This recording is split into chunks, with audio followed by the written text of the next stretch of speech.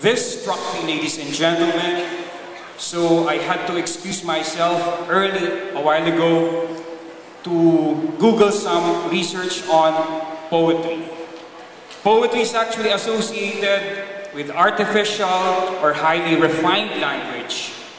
It appears, however, that the literature of all cultures began with poetry, whose rhythmic and sensuous qualities satisfy a fundamental need of men.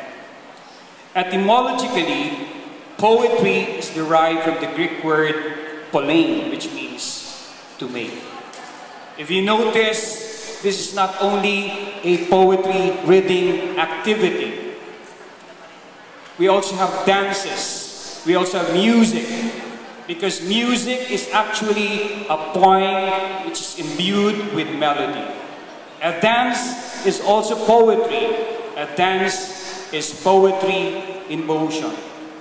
During the ancient Greeks, actually, a poet signifies any artist, be it a writer, a poet, a dancer, or a musician who made forms that did not previously exist. It's very interesting to note that poetry plays a very, very important role in several fields of human endeavor. It has even origins in witchcraft, in politics, and so on and so forth. That could have led President Kennedy to remind us that when power leads to man's arrogance, poetry reminds him of his limitations. Ladies and gentlemen, may I please just take this opportunity to pay tribute to the Isabela National High School, of which I am an alumnus. Even our provincial administrator was class valedictorian in 1985 of the same school, the Isabela National High School. The Isabela National High School today, ladies and gentlemen, the premier secondary school of the province of Isabela, has become the bulwark of culture and arts development under the stewardship of Mr. Oscar A. Martinez. With the support of its mentors, you have the best artists the province has ever produced. You have the best dancers, the best musicians, the best writers. What more could we possibly ask for? With that, I am very proud to be an alumnus of Isabela National High School, ladies and gentlemen. May I please just take this opportunity to remind everyone that in 2 months' time we shall be celebrating the 155th anniversary of the founding of the province of Isabela. And do you know what was chosen as the symbol of the province? Baka magulat kayo. It's the scarecrow. The scarecrow symbolizes and signifies the people of Isabela. And we owe this concept to none other than Madame Cecile D. This concept actually, ladies and gentlemen, was adopted by the region.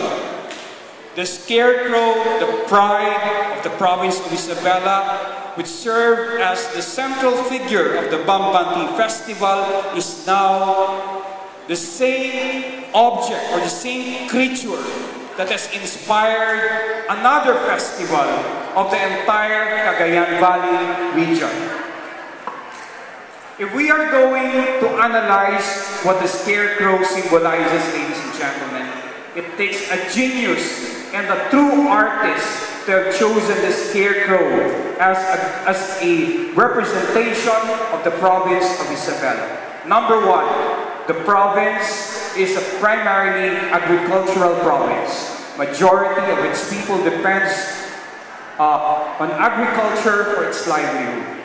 Number two, the resilience of the Isabelino is best represented by the scarecrow. Under the scorching heat of the sun and drenched in rain, water. The scarecrow stands erect in the middle of the field and serves as its security guard. It also symbolizes the vigilance of the Isabelino. And perhaps the cross, our spirituality, the spirituality and the moral foundation of the people of the province of Isabela. I hope I'm not deviating from what we are discussing this morning, but it seems to me that the past few days has been a very, very busy for the provincial government and for the academe because we are pursuing the same goals. Cultural arts development in the province of Isabela. With that, therefore, ladies and gentlemen, on behalf of the Honorable Governor Faustino Bojiji III, the provincial government affirms its commitment